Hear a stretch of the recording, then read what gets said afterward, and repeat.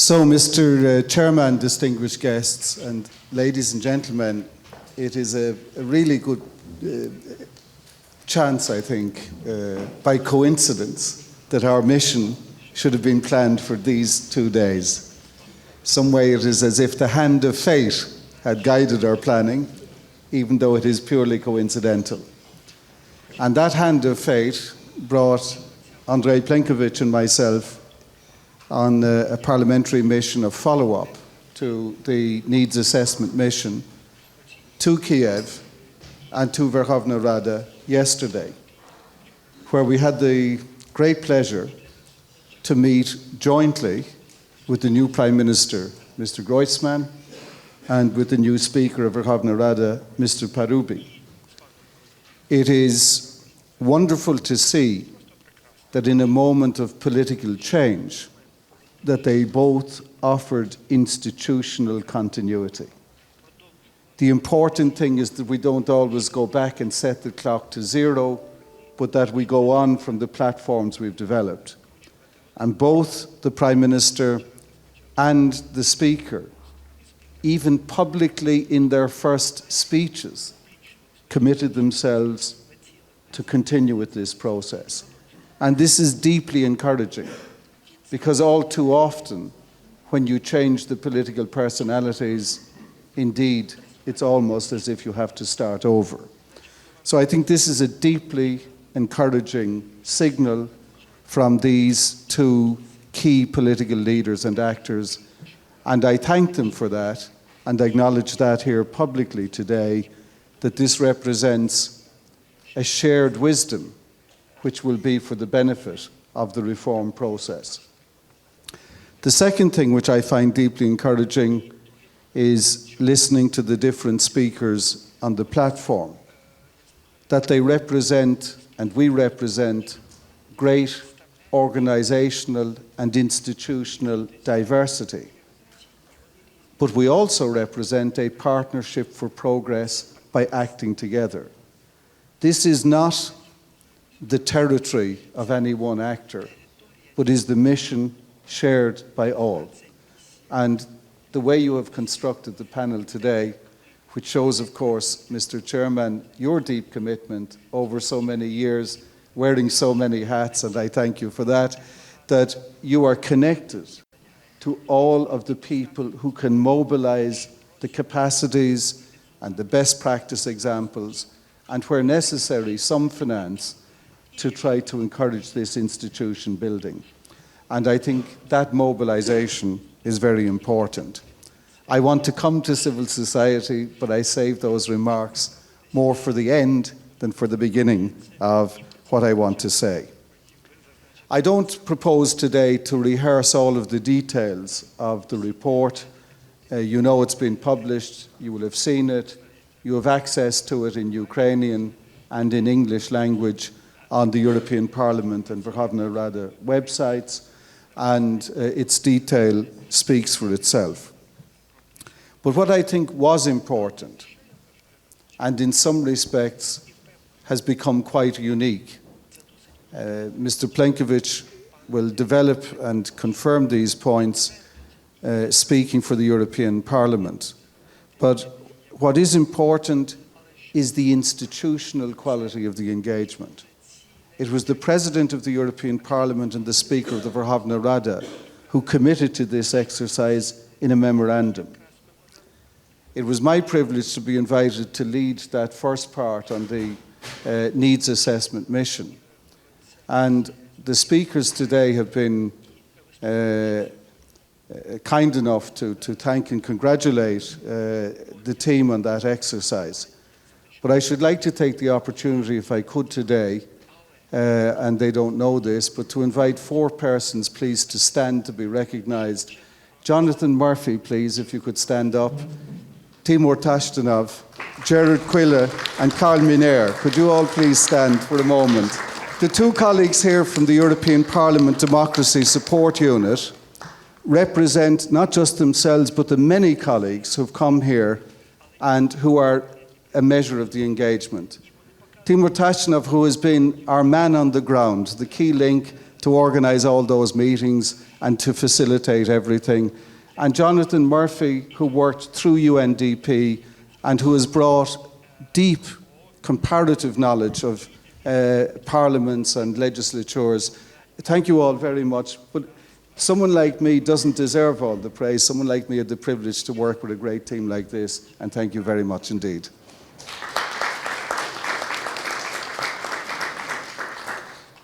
We had 6 mission visits.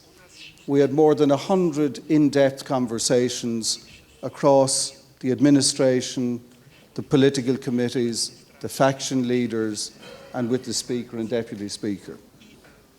And in doing that, mostly our exercise was an exercise in listening. So when we came to reveal some of the recommendations, it was like as if we held up a mirror into which the faction leaders could look and see themselves, because they had constructed this mirror and we simply reflected back to them their own analysis. So from this I want to make another core observation. I know of no other parliament in my personal experience that has been so open to a deep process of self-evaluation. This is already deeply encouraging, that people are willing to look into their own system and to look into that mirror that invites them to look into change, and to do so so openly. And to do so, and I want to pay this compliment, not just to the leaders of the factions in the coalition, but also to the leaders of the factions in the opposition. Because for this exercise to work, it has to be owned by the whole institution for the development of the entire institution and its shared future. And in the passage of time, governments and oppositions come and go and change. And so it's important that there is a sense of common ownership. The key areas we looked at, and I just recalled them quickly: the legislative capacity, the political oversight of the executive, the openness and transparency to citizens, the approximation process with the EU requirements, the administrative capacity building of the Parliament, the ability to develop mediation and consensus skills to do the deals, even as politics remains contested, how to do the deals, and the code of ethics and conduct. These were the core elements that we looked at.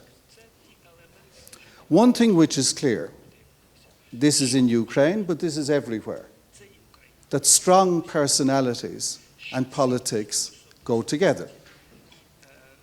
And that happens in the political system everywhere. If we follow at the distance today we are the US presidential election, we can certainly see that strong personalities play a very large role.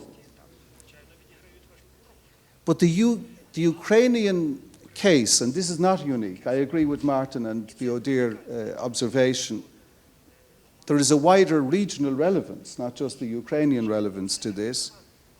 Strong personalities in politics in Ukraine have been combined with weak institutions.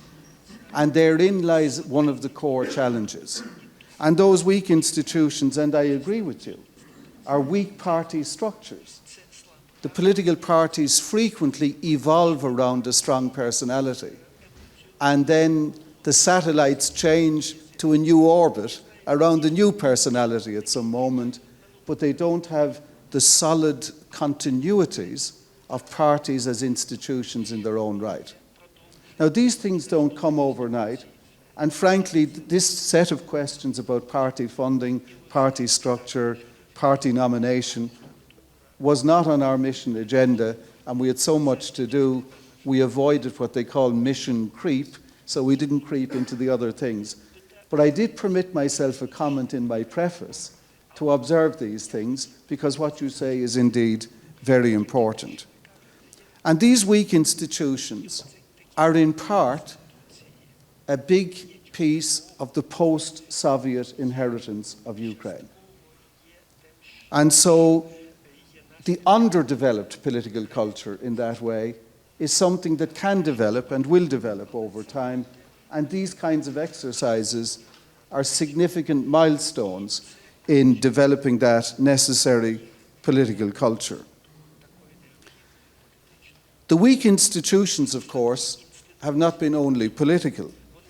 They've also been justice and prosecution, systems that could not necessarily withstand the open, transparent light of day, but who acted instead in the darker corridors of power. And those things need, of course, to be addressed.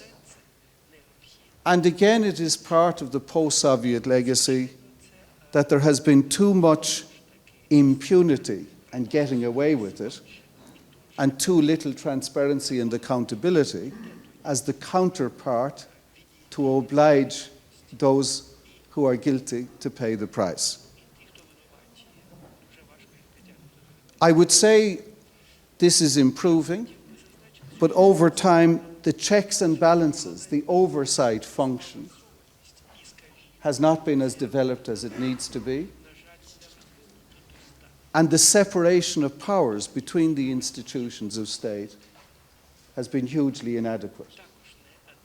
And so the core philosophy behind this report, ignoring all of its detail, the core philosophy is easy to explain to you. The core philosophy is that what Ukraine badly needs, in addition to all the day-to-day politics, which inevitably will always be there, is to build strong, capable, independent, open, and accountable institutions. This is the Parliament. This is the judiciary. This is the prosecution system. It's the whole system. Strong institutions allow you to develop the pathway to progress that you so much desire, and that was clearly the collective wisdom of Maidan. And so building strong institutions is not a binary choice. What do we do about the budget policy? What do we do about the Minsk process? What do we do about our welfare, health, our education program? And then we're so busy we do nothing with reform. No, they go together. It's not either or, it's both and. You both need all the day-to-day policy, and you need these other reforms to take place.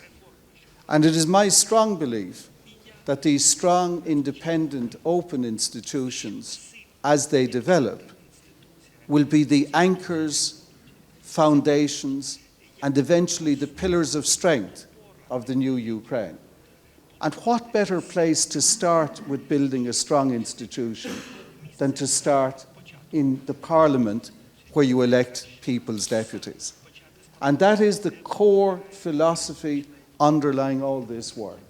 Let us build a strong, publicly accountable, public institution to show the way of what can be done and how it can be done. And I want to say here, as you know, more than half the MPs, in spite of the many deficiencies, are new MPs who've come with the appetite of the new, with the perspective of the new. And not all of the older MPs who are there should be lumped in a group as to be anti-reform. Not at all. There are many who have understood over many years that good people trapped in bad systems cannot do their best, but good people liberated by good systems can do much more. Then we have the encouragement of Mr. Parubi and Mr. Groisman, committed to develop this institutional change. And we have what I would call the consensus that we saw in Brussels. That spirit cannot be lost. Politics will remain very contested every day on the floor of Parliament. But the spirit of working together for the greater good needs to be kept, even as the political contest happens day to day. I want, if I could then, finally, to turn to two themes. One is, what should we do next? and one is what should you do as civil society.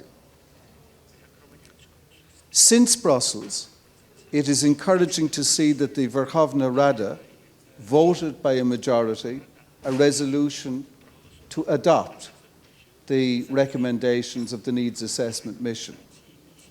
So the principle of accepting this and taking ownership is important. This cannot work because a panel of international friends wishes it to work. We can assist, but we cannot own. This is your republic, working under your constitution, in your sovereign parliament, which are elected representatives with their mandate. And this can only work if it is owned and driven by Ukrainians. So the resolution was a really important step in the direction of taking a Ukrainian ownership. And that, to me, is absolutely vital. So what are the next steps? The next step, we have to get on with it. We have a roadmap, we have some calendar, we have the resolution. Now we need to establish, under the resolution, the Верховна Rada Working Group, which is signalled, but which we need to establish and animate and get up and going. We need to set some timelines and deadlines and priorities. I think the priorities need to work on two pillars, what I might call the political institutional reforms and the administrative institutional reforms. The two pillars are absolutely vital because the administration itself needs to build its capacity in modern terms, and it is not a secondary thing. Because these are public servants and the staff does not make the reform less necessary, but even more necessary because they represent the continuity of capacity within the institution in terms of insights and advice and expertise. And then the last part of this step is all these organizations to put their hands up and to say, we're good at this stuff and we're good at something else, so that we're not tripping over each other, but that we are complementing each other. That the sum of our parts should be radically stronger than the strength of our separate parts, because we are working in a coherent way. And this will require an exercise in coordination. And there are elements of that already there. It's not starting from zero, but that is an important point to coordinate that activity. And then, last but not least, I turn to you, an audience of civil society activists. I say it not because we should be polite to tell you what you want to hear, but I say it that I think civil society is a vital ingredient to the chemistry of consent. Like any piece of chemistry, if you've ever studied chemistry, you can have all of the chemicals you add in. But frequently the thing that matters is the catalytic piece of chemistry. It may be the smallest chemical, but it creates the interaction between the bigger pieces of the chemistry set. You, to me, are the catalytic chemistry, the piece that needs to bring the other pieces together. And you play a vital role.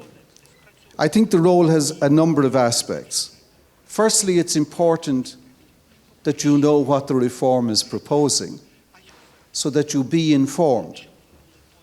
And when you are informed, it's important that you become multipliers of the message of reform through your organizations, and not just, of course, in Kiev. This is a huge territory, a very big country, and it needs to get out and get down to local communities across the country. You are the multipliers of the message of reform, and that, to me, is one first key job that you have. The second key job is that you are advocates, people who advocate and argue for reform. And it's very important that you use your advocacy on the ground, in the regions, in the capital city, and with the institutions. And then you represent in different ways areas of knowledge and insight through which you must partner the reform and assist it with your knowledge and with your insights. And I would say, last but not least, you have the job, which is an extremely important one, of monitoring the progress towards reform and of reporting in an objective and fair and transparent way, so that we measure the progress and that you are partners in it.